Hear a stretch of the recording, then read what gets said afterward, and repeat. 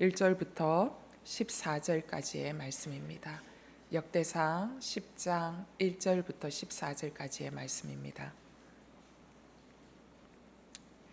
한 절씩 교독하도록 하겠습니다. 블레셋 사람들이 이스라엘과 맞서 싸웠습니다. 이스라엘 사람들이 블레셋 앞에서 도망치다가 길보아 산에서 많이 죽었습니다. 사람들이 사울과 그 아들들을 끝까지 추격해서 그 아들 요나단, 아비나답, 말기수아를 죽였습니다.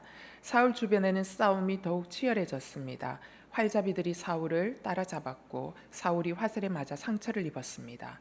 사울이 자기 병기를 든 사람에게 말했습니다. 내 칼을 뽑아 나를 쳐라. 그렇지 않으면 이 할례 받지 못한 놈들이 와서 나를 조롱하고 죽일 것이다. 그러나 그 방패에 든 사람은 두려워서 그렇게 하지 못했습니다. 그러자 사울은 자기 칼을 뽑아 세우고 그 위에 몸을 던졌습니다. 사울의 병기를 든 사람은 사울이 죽은 것을 보고 자기도 칼에 몸을 던져 죽고 말았습니다. 그리하여 사울과 그 세 아들과 그 온 집이 함께 죽었습니다. 골짜기에 있던 모든 이스라엘 사람들은 군사들이 도망치고 사울과 그 아들들이 모두 죽은 것을 보고 자기 성읍들을 버리고 도망쳤습니다. 그러자 블레셋 사람들이 와서 그곳에 살게 됐습니다. 블레셋 사람들이 와서 죽은 사람들의 옷을 벗기다가 사울과 그 아들이 길보아 산에 죽어 있는 것을 발견했습니다. 그들은 사울의 옷을 벗기고 머리와 갑옷을 가져갔고 블레셋 온 땅에 사람을 보내 그 우상들과 백성들에게 이 소식을 널리 알렸습니다. 그들은 자기들의 신전에 사울의 갑옷을 가져다 두고 사울의 머리는 다곤 신전에 매달았습니다. 길란 야베스에 사는 사람 모두가 블레셋 사람들이 사울에게 한 짓에 대해 낱낱이 들었습니다. 그중 용감한 군사들이 모두 가서 사울과 그 아들들의 시체를 거두어 야베스로 가져왔습니다. 그러고는 야베스에 있는 상수리 나무 아래 그 뼈들을 묶고 7일 동안 금식했습니다. 사울이 죽은 것은 그가 여호와께 죄를 지었기 때문입니다. 그는 여호와의 말씀을 지키지 않았을 뿐 아니라 무당에게 찾아가 도움을 구하고 여호와께 묻지 않았습니다. 그리하여 여호와께서는 사울을 죽이시고 이새의 아들 다윗에게 그 나라를 넘겨 주셨습니다. 아멘. 네, 여러분 한 인생이 잘 살았는지 못 살았는지는 어디 가서 보면 알 수 있느냐? 장례식장 가보면 압니다. 장례식장 가서 그곳에 와 있는 사람들이 그 사람의 죽음에 대해서 어떻게 평가하고 있고 어떤 마음을 갖고 있는지를 살펴보면 그 사람이 살아왔던 인생이 어떤 인생을 살아왔는지를 우리는 잘 살펴볼 수 있습니다. 역대상 10장은 한 인간 사울의 죽음에 대해서 평가하고 있는 장입니다. 역대기 저자는 이 역대기서를 쓰면서 이스라엘의 역사를 다시 하나님의 관점으로 다시 쓰기 시작한 역사 기록이 역대기서입니다. 그러면서 돌아온 포로 귀한 백성들에게 이 역대기서를 쓰면서 이제 하나님의 백성들이 포로 귀환한 하나님의 백성들이 다시 하나님 앞에서 어떻게 살아갈 것인가에 대해서 계속적으로 매 장마다 반복해서 이야기해주고 있는 것이 역대기서입니다. 자, 이 역대기 저자는 이 역대기상 10장에서 오늘 사울 왕가의 이야기를 이야기하는데 굉장히 짧게 이야기합니다. 그것도 무엇에 대해서 집중적으로 이야기하고 있냐면 비참하게 몰락했다. 사울 왕의 마지막 비참한 죽음의 장면만을 클로즈업해서 기록하여 평가하고 그냥 정리해 버립니다. 왜 역대기 이 저자는 사울 왕에 대한 이 평가를 이런 식으로 그냥 하고 있는 이유일까요? 그가 말하고 싶은 것은 뭐냐? 사울 왕이 했던 앞에서 아무리 잘한 것이 있었어도 그의 인생의 평가는 뭐예요? 비참한 죽음을 맞이할 수밖에 없는 인생으로 살아갔고 그 결과대로 그의 죽음을 맞이했다라는 걸 이야기하고 싶었던 것입니다. 여러분, 사울 왕이 무조건 그러면 잘못했냐? 아니죠. 그가 잘한 것도 있습니다. 그가 처음에 왕이 되었을 땐 참 선한 왕이었습니다. 굉장히 겸손한 사람이었습니다. 그는 백성들을 사랑했습니다. 그리고 그 사랑하는 마음 선한 왕으로 출발했고 겸손한 왕으로 출발했습니다. 하나님의 도우심으로 그 겸손하고 선한 마음으로 하나님의 도우심을 구하여 나아갔을 때 이스라엘 백성들이 군사력이 하나도 정비되지 않은 사람들이었고 제대로 된 무기조차도 갖추고 있지 않았던 군대들이었지만 나가는 족족 하나님께서 도우셔서 다 이기게 하셨습니다. 그런 승리를 그는 거듭 경험하자 어떻게 되었습니까? 그의 마음이 변질되기 시작했습니다. 그래서 나중에는 하나님이 왕이 아니라 본인이 이스라엘의 왕이 되고 싶어 했던 것이지요. 자, 이런 선한 일이 있었음에도 불구하고 역대기 저자는 사울 왕에 대해서 아주 간단하게 비참한 장면, 비참히 죽는 장면만 그냥 기록해서 평가합니다. 이유는 딱 한 가지입니다. 도로 온 포로 귀한 백성들에게 하고 싶은 말이 있었기 때문입니다.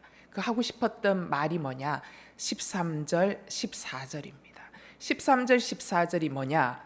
사울이 죽은 것은 그가 여호와께 죄를 지었기 때문이다.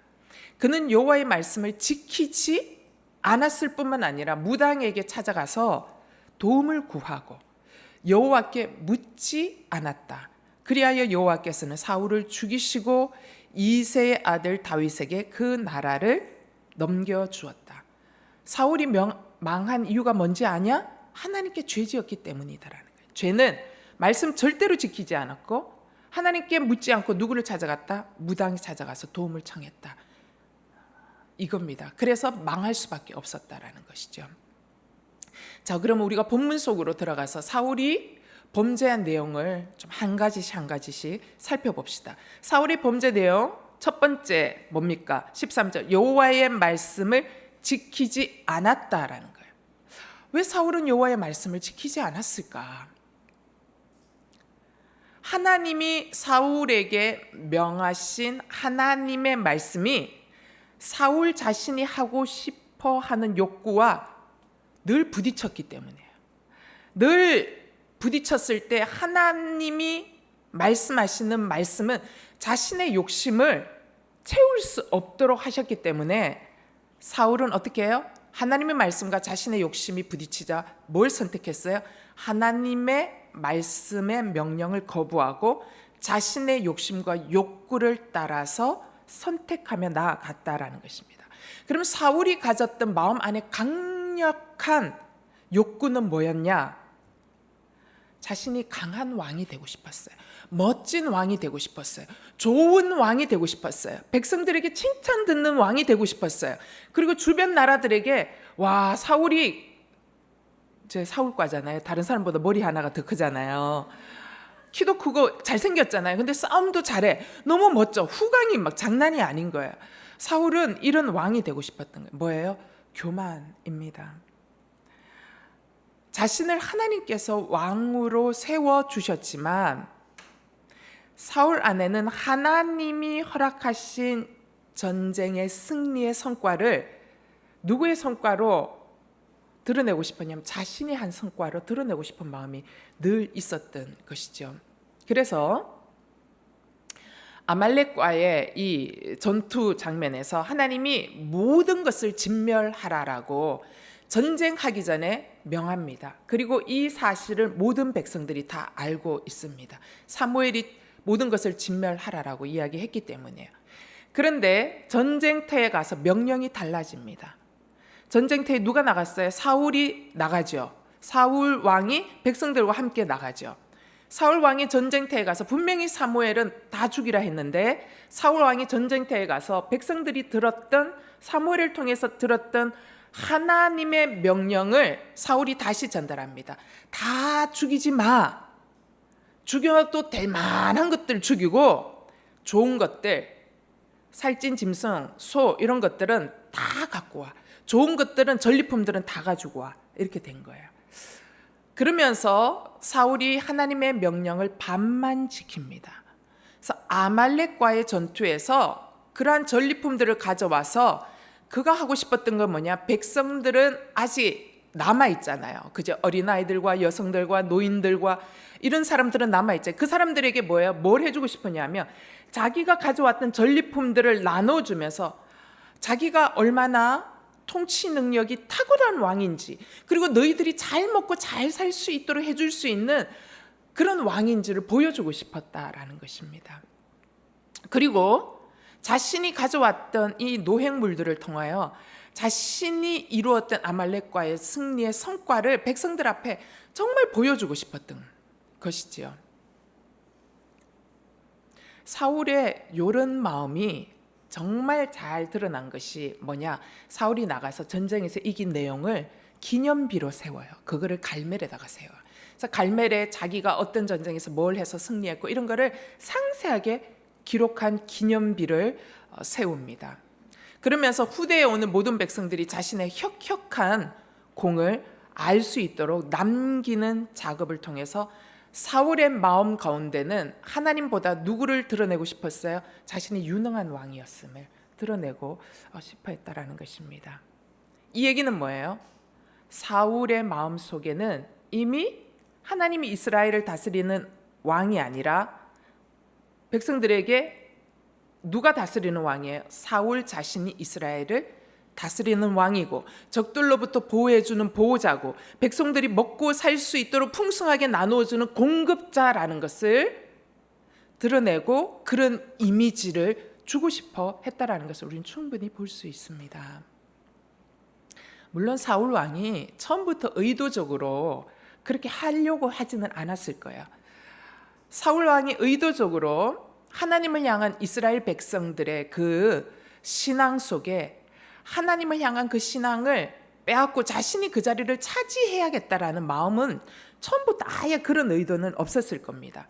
하지만 이스라엘의 대표자로 세움을 받았던 이 사울이 하나님의 명령을 반쪽만 지킴으로써 어떻게 되었냐? 이스라엘 백성들에게 주시는 메시지가 뭐예요? 하나님의 명령이 통하는 이스라엘이 아니라 누구의 명령이 통하는 이스라엘이 된 거예요? 사울 왕의 명령이 통하는 이스라엘이 된 거예요. 이 얘기는 뭐예요? 이스라엘을 다스리는 왕이 하나님이 아니고 누구예요? 사울 왕이 되었다라는 거죠. 백성들은 그 명령을 듣는 순간 누구예요? 왕이 완전히 스위치된 거예요. 하나님이 왕이 아니라 뭐예요? 이스라엘의 사울이 왕이 되어 버렸다라는 것입니다. 좋은 것들을 남겨두라라는 사울 왕의 명령을 들을 때 백성들 마음에 어떤 이미지가 생겼을까요? 하나님이 이렇게 말했는데 그러면 하나님의 말씀을 적당히 들으면 되는 거구나. 이렇게 듣고 이런 거는 죽이고 이런 거는 또 갖고 오고 실리적으로 해석하면 되는 거군. 이런 마음을 준다라는 것이죠. 그러면서 그냥 비스무리하게 지키면 되겠다라는 마음이 들도록 한 거예요. 이 얘기는 뭐예요? 앞으로도 하나님의 말씀이 전해지고 들려질 때마다 백성들은 어떻게 할 거예요? 자기에게 편한 식도로 해석하고 편한 식도로 해석하다가 결국은 이스라엘은 망하는 길로 갈 수밖에 없는 첫 번째 작업을 누가 해준 거예요? 사울 왕이 해준 거예요. 그거에 대해서 신랄하게 비판하고 있는 것이 사무엘상 15장 22절에서 23절 말씀이죠. 여러분 너무 잘 알죠? 이 말씀 다 같이 읽겠습니다. 시작. 그러자 사무엘이 대답했습니다. 여호와께서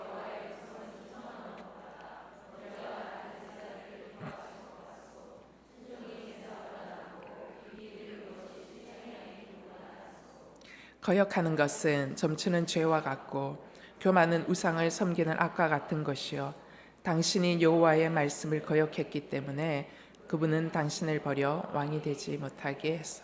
여러분 하나님의 명령을 반지키는 거 비스무리하게 해석해서 내게 좋은 식으로 지켰던 거 그거 점치는 죄라는 거예요.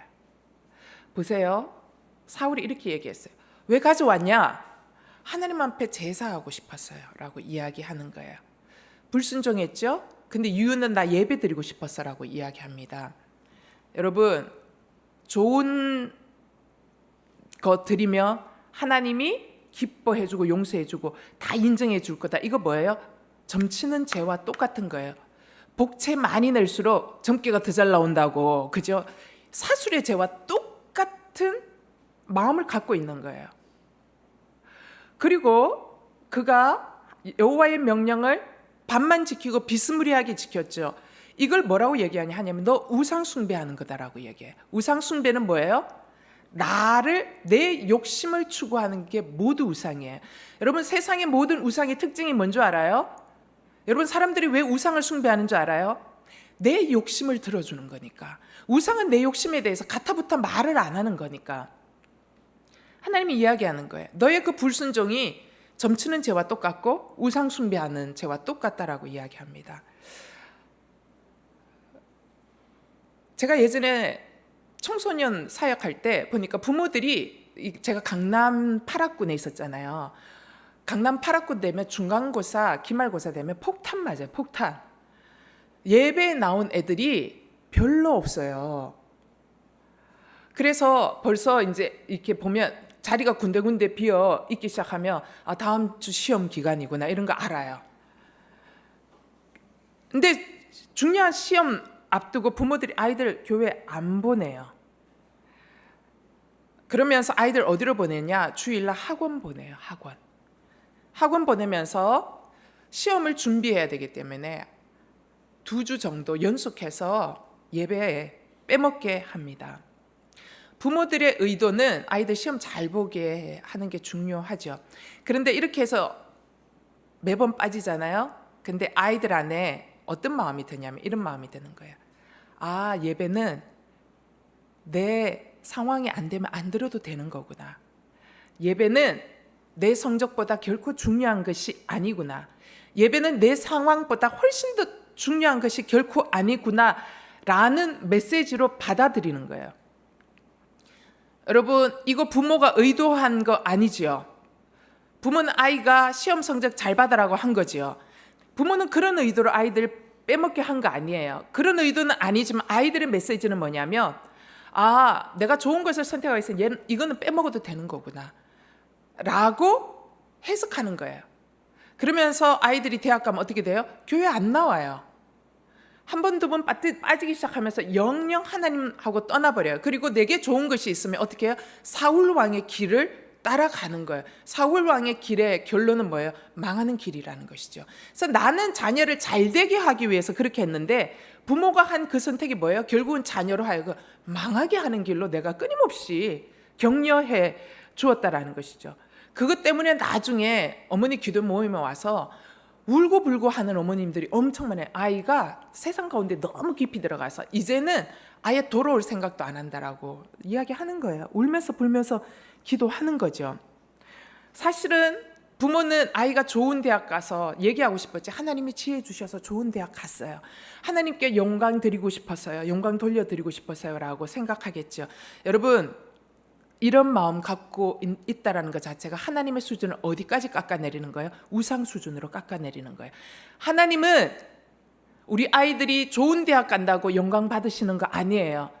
하나님은 우리 아이들이 시험에 떨어졌어도 하나님은 이미 내가 영광을 돌려드린다고 더 영광스러워지시는 분이야. 이미 영광 그 자체이신 분이세요. 그래서 좋은 대학 갔다고 하나님이 더 영광 받으시냐? 결코 그렇지 않다라는 것이죠. 하나님이 영광 받으시는 것은 뭐예요? 그러함에도 불구하고 나는 예배하기로 결정합니다. 나는 이 예배를 통하여 하나님이 내 인생의 주인인 것을 고백하는 거, 그죠? 그래서 좋은 대학 못 가고 좀 이렇게 살고 돈 좀 월급 좀 적게 받으면 어때요? 그러나 오직 나와 내 집은 여호와만을 섬기리라 라고 결정하는 그 집이 행복한 집이라는 것이죠. 그럴 때 하나님이 참으로 기뻐하시고 그럴 때 하나님이 진짜 영광 받으신다라는 것입니다.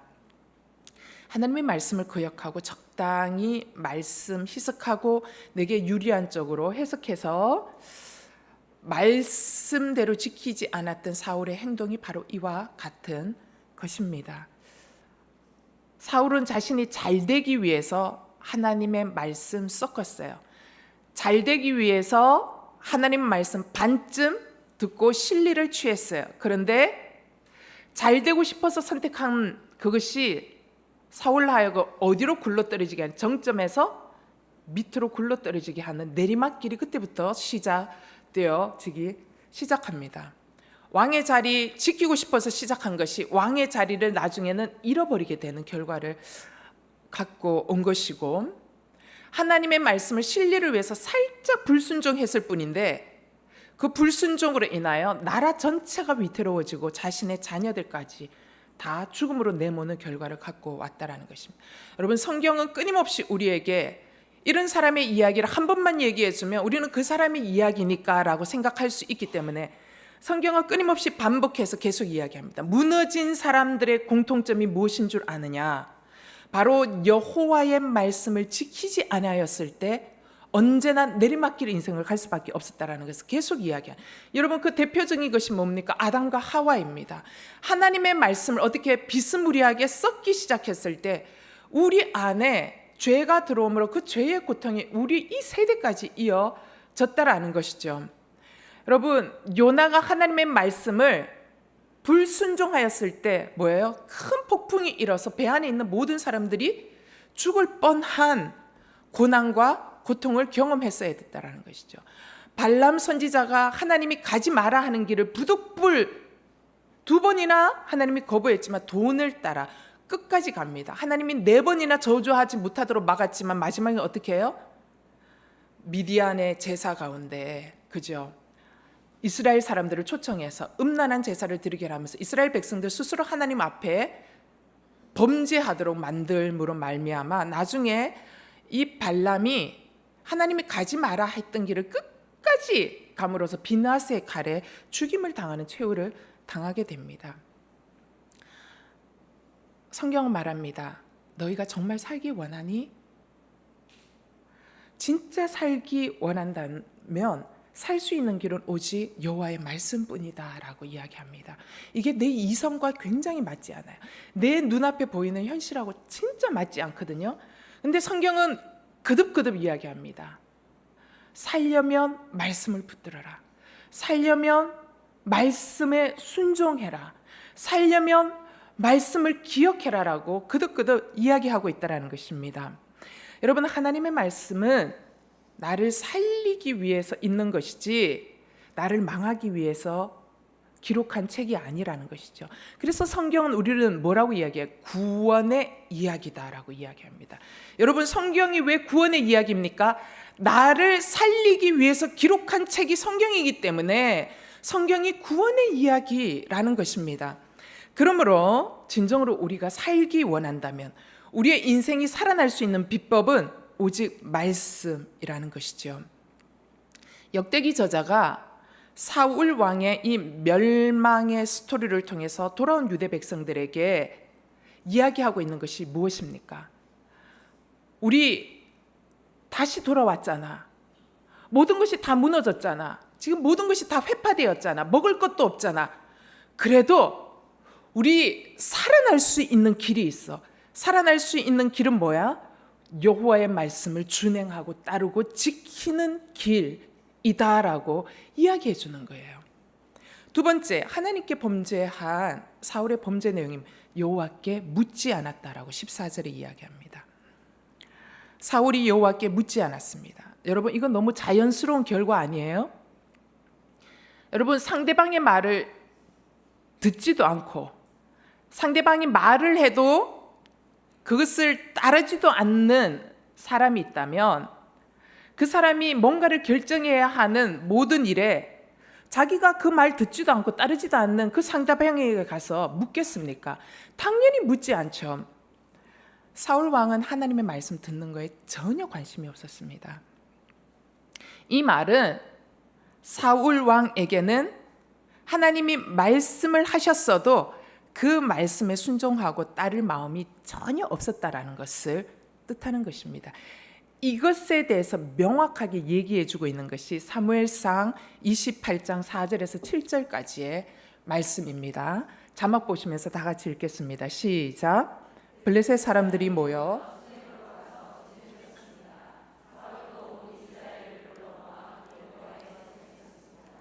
블레셋 군대를 본 사울은 두려워 떨었습니다.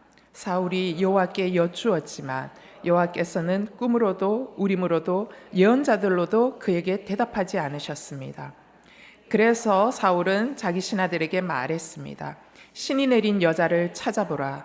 내가 가서 그 여자에게 물어볼 것이다. 그 신하들이 사울에게 말했습니다. 엔돌의 재밌지 않아요? 사무엘 상에서는요, 사울이 하나님 앞에 가서 묻기는 물었어요. 그런데 역대기 저자는 뭐라고 얘기하냐면 사울이 여호와께 묻지 않았다라고 이야기해요. 왜 다른 이야기를 해요? 사실은 이 얘기는 같은 이야기예요. 이 얘기는 역대기 저자는 사울 왕의 영적 내면 안으로 들어가서 바라봤을 때 그는 하나님 앞에 묻지 않은 거예요. 왜 묻지 않았을까요? 그가 하나님 앞에 물었는데 하나님 대답 안 해줬어요. 왜 대답 안 해줬어요? 하나님은 그 사람에게 대답해줘도 이 사람은 따를 사람이 아니라는 걸 하나님 아시기 때문에, 평생을 그렇게 살아왔기 때문에 하나님 응답 주시지 않는 거예요. 심지어는 여호와의 예언자를 통해서 물어봐도 하나님 응답하시지 않습니다. 그 얘기는 뭐예요? 바로 뒷장면에서 나오죠.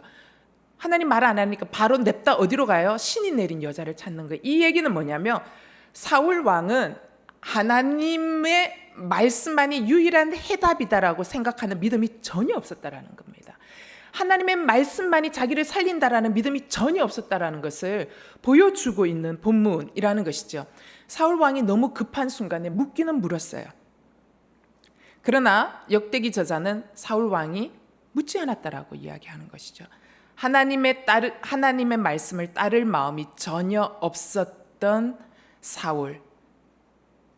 그래서 그는 무당에게 물으러 찾아갑니다. 자, 하나님이 대답해 주지 않고 무당에게 물으러 가는 이 장면을 보면 역대기 저자가 사울 왕을 평가한 내용이 맞지요. 그죠? 그가 도무지 하나님께 묻지 않음으로 망했다라는 이 말이 맞는 것입니다. 자, 14절. 여호와께 묻지 않았다라는 이 말은 결국은 뭐냐? 사울이 더 이상 이제는 회복될 수 없는 불신앙의 상태에 있었다라는 것을 최종적 결론으로 이야기하고 있는 것입니다. 여러분, 하나님의 말씀을 듣지 않는 사람은 다른 사람의 말도 듣지 않을까요? 그렇지 않습니다. 사람이 하나님의 말씀을 따르지 않으면 그 사람은 반드시 다른 말을 듣고 따르게 되어 있습니다. 사람은 하나님을 믿든지 다른 것을 믿든지 둘 중에 하나입니다. 사람은 믿는 것을 따라가게 되어 있고 믿는 것을 향해 묻게 되어 있고 믿는 자가 하는 말을 듣게 되어 있다라는 것이죠. 따라서 하나님 말을 따르지 않는 사람은 반드시 세상 말을 따르게 되어 있습니다. 사람들은 얘기합니다. 나는 무신론자예요 라고 얘기합니다. 여러분, 그러나 무신론자는 없습니다. 자기가 무신론자라고 이야기하지만 사실 그 사람 안에는 돈의 힘을 믿는 만몬신을 섬기는 거예요. 자기는 무신론자라고 이야기하지만 능력과 출세와 권력과 힘을 믿는, 누구를 믿는 자예요? 바알신을 믿는 자인 거예요. 자기는 무신론자라고 이야기하지만 인간은 창조된 것이 아니라 어떤 작은 물질에서 진화되어서 사람이 되었다라고 믿는, 검증되지 않은, 전혀 과학적으로 검증할 수 없는 진화론이라는 가설을 믿는 믿음이로 그거를 믿는 거예요. 사울은 하나님의 말씀을 듣지 않았던 자입니다.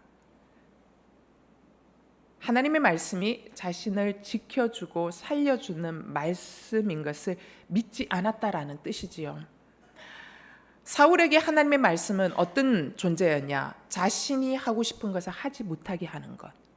그 다음에 자신이 욕심내었던 것을 책망하는 피곤한 존재로 사울은 여겼다라는 것입니다. 이 얘기는 뭐예요? 사울 왕에게는 도무지 하나님을 신뢰하는 믿음이 요만큼도 없었다라는 것을 말하고 있습니다. 여러분, 내 안에 하나님을 신뢰하는 믿음이 요만큼도 없으면요, 하나님의 말씀 읽으면 하나도 이해도 안 될 뿐만 아니라 하나도 안 믿어지고 다 비이성적으로 보이고 다 비현실적으로 보여요. 왜 하나님의 말씀대로 하면 망할 것 같은 느낌이 들까요? 내 안에 하나님을 신뢰하지 않기 때문이에요. 그러나 여러분, 내 안에 하나님을 믿는 믿음의 불꽃이 일기 시작하면 이 말씀 하나하나가 비현실적인 말씀이 아니라 지극히 현실적인 말씀으로 보이고, 이 말씀이야말로 진짜 나를 살리는 말씀이구나 라는 말씀으로 팍팍 꽂히는 것이죠. 여러분, 사울 왕이 하나님을 신뢰하는 믿음이 없으니까 하나님 대신 붙든 게 뭐예요? 엔돌에 사는 신접한 여인을 붙든 거예요. 하나님을 믿지 않으니 급한 순간에 뭔가를 붙들기는 붙들어야 되는데, 자기가 그동안 붙들었던 왕의 권세도 다 무너졌죠. 자기가 그동안 붙들었던 군사력도 지금 다 흩어졌죠. 자기가 그동안 붙들었던 백성들도 지금 다 흩어지고 있죠. 이 모든 것들을 하나님이 다 거두어 가시니까 붙들 게 아무것도 없는 거예요. 하나님을 향한 믿음조차 없으니까 무서워서 견딜 수 없는 상태가 되어 버렸다라는 것입니다. 그래서 선택한 게 무당이에요. 무당의 말을 붙들고 추락하는 인생으로까지 전락되었습니다. 여러분, 사울이 하나님 아닌 무당을 붙들어야 했던 이유가 뭐예요? 상황이 너무 절박하고 급박했기 때문입니다. 아까 여러분이 읽었던 사무엘상 28장 보면 블레셋 군대 올라왔죠? 거기에서 너무 두려웠다고 기록하고 있습니다. 여러분, 우리가 하나님을 버리면은요, 우리는 세상에 일어나는 모든 것들이 두려워져요. 심지어는 좋은 상황도 두려워져요. 좋은 상황이 내 안에 지금 펼쳐지고 있는데도 왜 두려울까요? 좋은 상황이 곧 끝나버릴 것 같아서 두려운 거예요. 나쁜 상황 만나면 우리는 더 두렵죠. 왜 더 두려워요? 진짜 망할 것 같으니까, 진짜 망하기 일보 직전이니까 훨씬 더 두려운 거예요. 그러나 여러분, 하나님을 믿으면 두렵지 않습니다. 왜 하나님 믿으면 두렵지 않은지 알아요? 하나님이 내 아버지니까.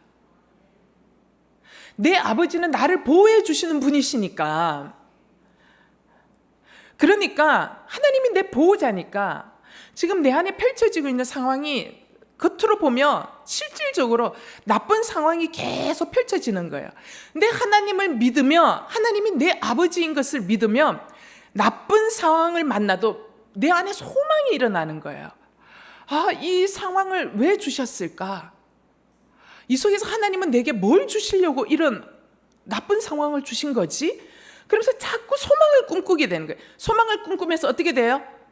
견디는 거예요. 이게 놀라운 능력이라는 것입니다.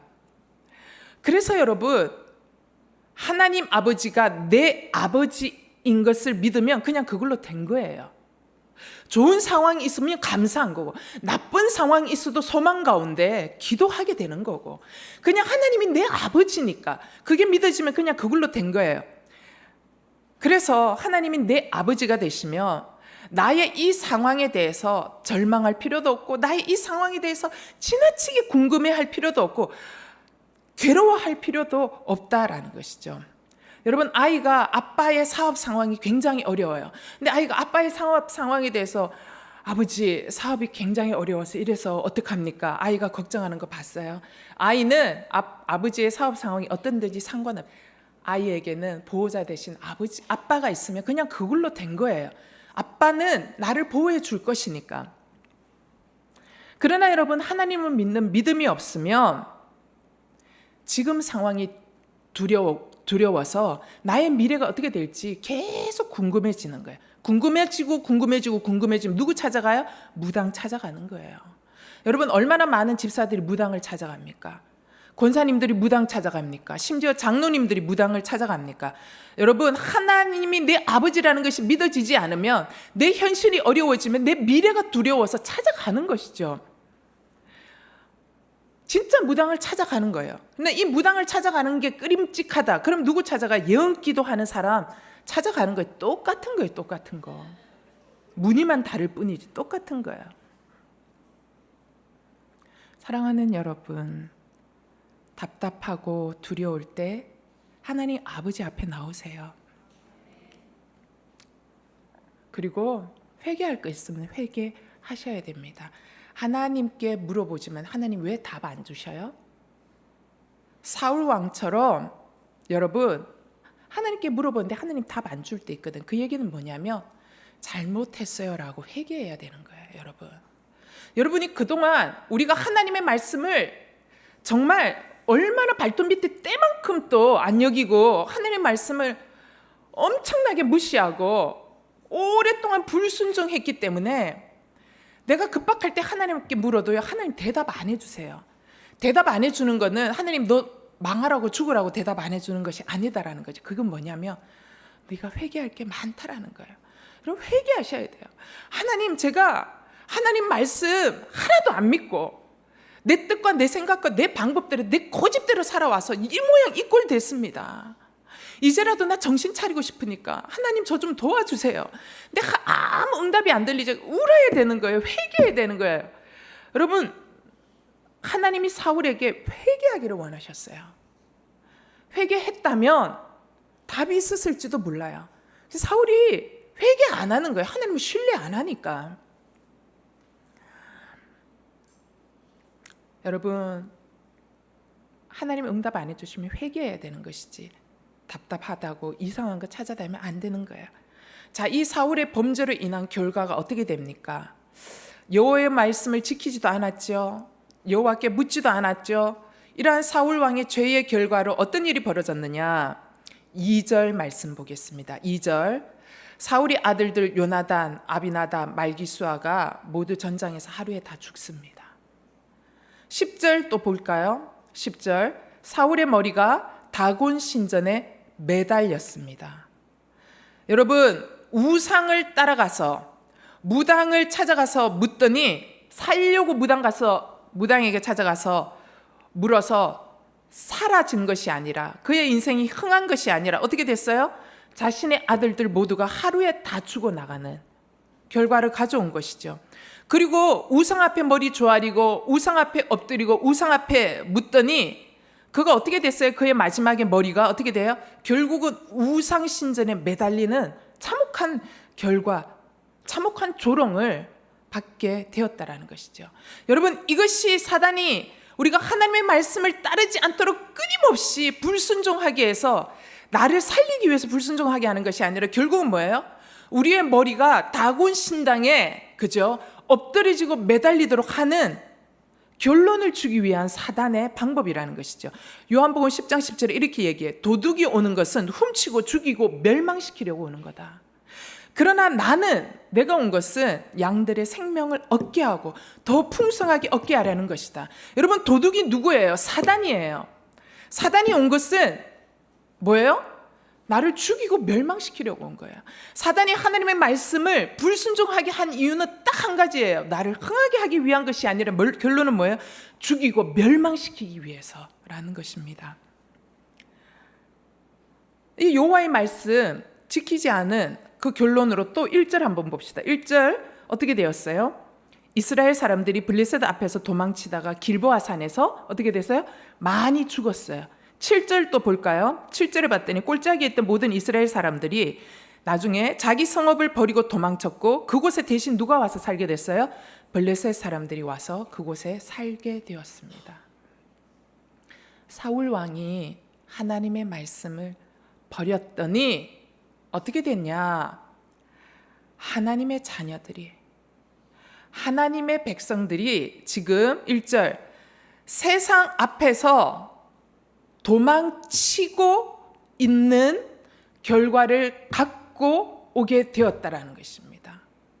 사울 왕이 하나님의 말씀을 버렸더니 하나님의 자녀들이 세상의 공격을 받고 도망치다가 길보아 산에서 죽는 결과를 갖고 온 거예요. 여러분, 내가 하나님의 말씀을 버리면 나 하나 하나님의 말씀에 버린 것으로 끝나는 것이 아니다라는 것을 얘기해 주고 있는 거예요.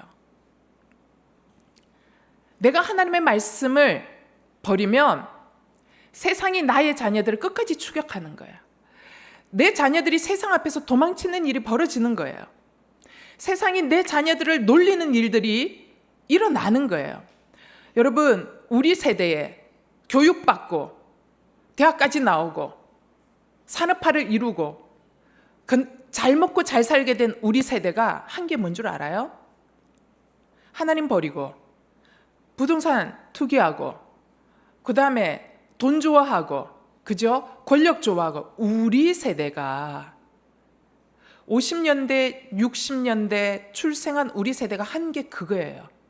그 이전의 부모 세대는 한 게 뭐예요? 주님 앞에 무릎 꿇고 기도하고, 내 자녀를 먹일 것, 입힐 것 아무것도 없으니 나는 할 게 없는데 어떻게 하면 좋습니까? 맨날 울었던 거. 도와주십시오. 축복해 주십시오. 하나님 일으켜 주십시오. 우리 세대는 그 기도를 먹고 어떻게 해요? 성장해서 우리가 한 것 돈 추구하고, 권력 추구하고, 명예 추구하고, 땅 투기하고, 자식들 좋은 대학에 보내기 위해서, 그죠? 하나님도 버렸던 거. 자, 우리가 돈을 좋아했더니 하나님보다, 하나님을 믿는다고 하면서 우리가 돈을 훨씬 더 사랑하고 믿었더니 세상이 그런 우리를 보고 뭐라고 얘기해요? 돈 좋아하고 권력 좋아하는 예수쟁이라고 이야기하는 거예요. 그러면서 그런 하나님을 향해서 조롱하는 거예요. 그리고 나서 나는 기독교인이다 라고, 하나님을 믿는다라고 하면서 내 자녀들을 데리고 교회에 나왔는데, 그 자녀들이 하나님을 믿는 그 자녀들을 향해서 세상이 뭐라고 얘기해요? 저것들도 제대로 믿지도 않는 하나님을 믿는 이상한 애들이라고 놀리기 시작하는 거예요. 여러분, 세상이 지금 이렇게 바뀐 거예요. 왜 이런 세상이 왔을까? 왜 우리 자녀들이 이제는 믿는 것 때문에 핍박받는 세상에 왔는가? 우리가 뿌린 씨앗이라는 것이죠. 이게 다 우리가 하나님의 말씀을 목숨처럼 붙들고 지키지 않았기 때문이라는 것입니다. 하나님을 향한 믿음을 잃어버리면 우리는 세상을 이길 능력이 없습니다. 왜냐하면 이게 영적 전쟁이기 때문에 그렇죠. 요한 1서 5장 4절에서 5절 말씀을 함께 읽겠습니다. 시작. 하나님에게서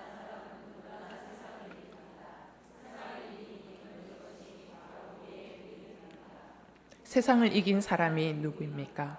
예수께서 하나님의 아들이심을 믿는 사람.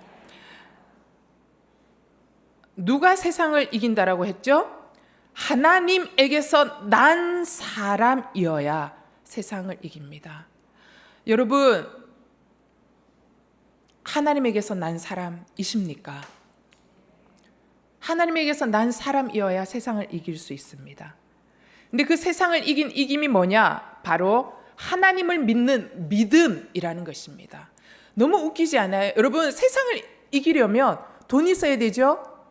명예 있어야 되죠? 좋은 대학 나와야 되죠? 권력 있어야 되죠?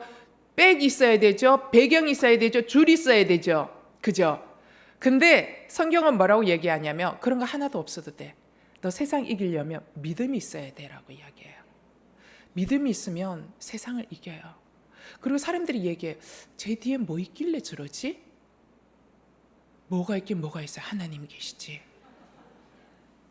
그런데 이 믿음이 여러분 안에 있어야 되고 이 경험이 여러분 안에 있어야 돼요. 이 경험, 이 믿음, 나는 아무것도 없었는데, 진짜 줄도 없고 백도 없고 아무것도 없었는데, 나는 하나님 한 분만 사랑했는데, 나는 하나님 한 분이면 다였는데, 그래서 힘도 없고 줄도 없고 백도 없어서 하나님 안에서 나의 소망을 그저 아뢰었을 뿐인데, 하나님이 핀셋으로 탁 찍어서 많고 많은 사람 중에 나를 일으켜 세우는, 그럴 때 사람들이 얘기하는 거예요. 쟤 뭐야? 쟤 뒤에 누가 있어? 굉장히 궁금해하는 것이죠. 여러분, 믿음이 이기는 것입니다.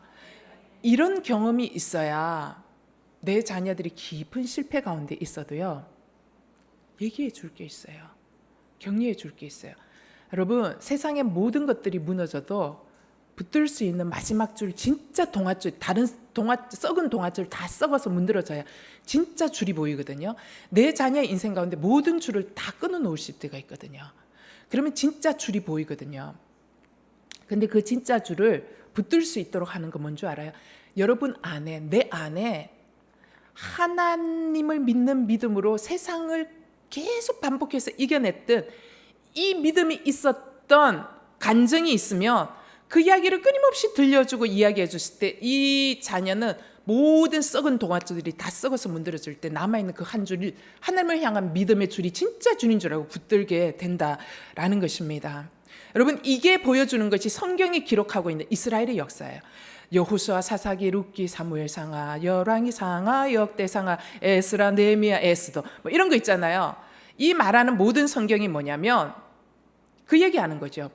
이스라엘의 역사는 도저히 이론적으로는 너희들이 이길 수 없는 것을 이겨낸 기록을 담고 있는 것이 이스라엘의 역사라는 것이죠.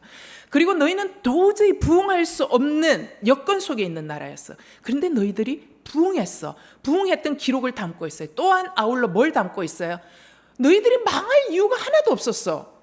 그런데 급격하게 망했어 라는 기록을 담고 있는 거예요. 언제 망했어요? 하나님의 말씀을 버렸을 때 부흥했던 그 역사적 찬란했던 순간도 한순간에 무너졌다라는 것을 기록하고 있는 것이 성경입니다. 그래서 성경은 우리에게 뭘 얘기하냐면 언제나 우리에게 세상을 이길 수 있는 힘과 능력은 너희에게 없어. 그건 어디에게 있어요?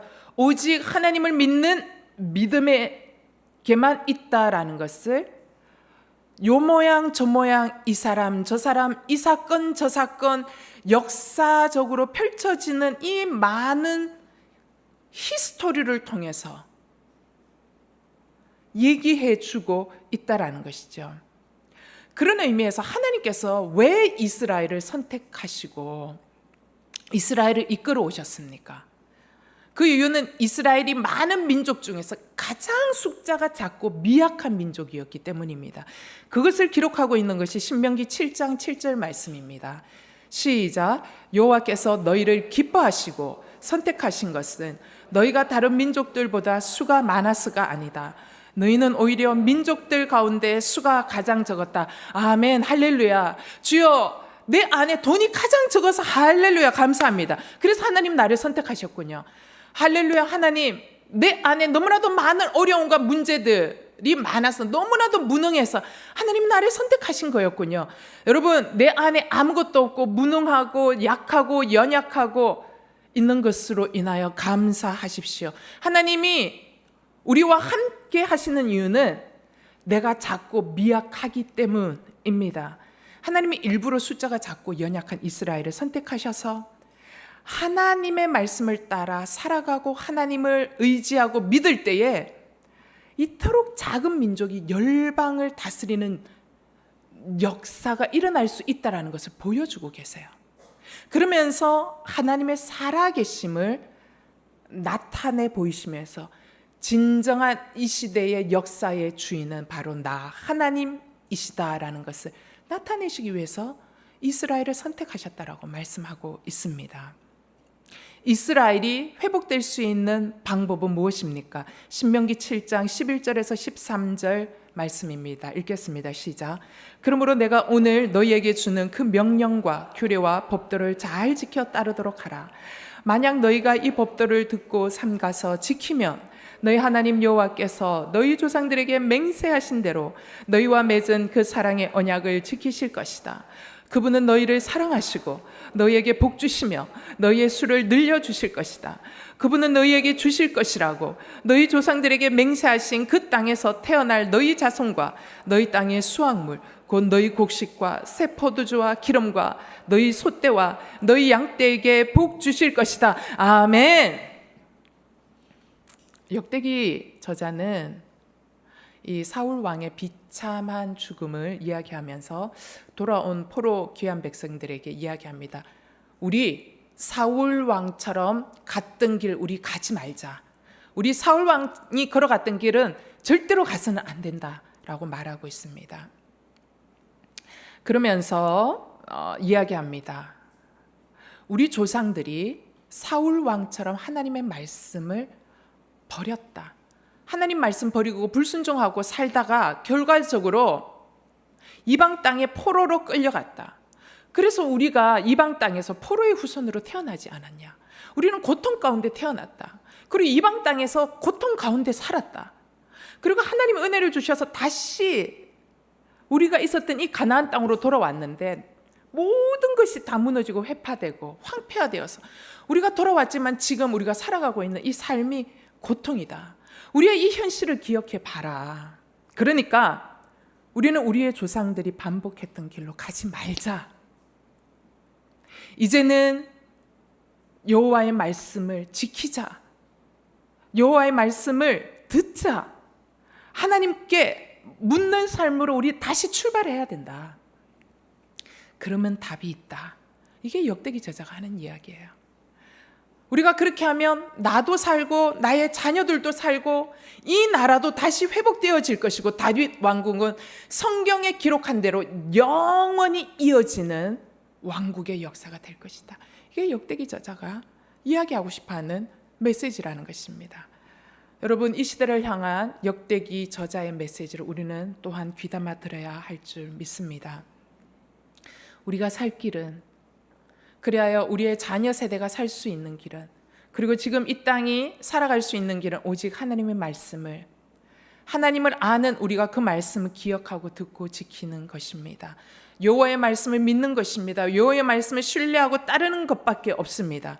여호와께서는 날마다 나의 걸음과 결정을 하나님 앞에 갖고 와서 점검받고 묻고 가기를 원하십니다. 하나님이요, 우리에게 응답하실 모든 기록을 여기에다가 다 적어두셨어요. 그래서 여러분 궁금하세요? 궁금하면 성경책, 여러분 궁금하면 말씀 가운데로 들어가야 돼요. 날마다 들어가서 주님 우리에게 말하고 계시거든요.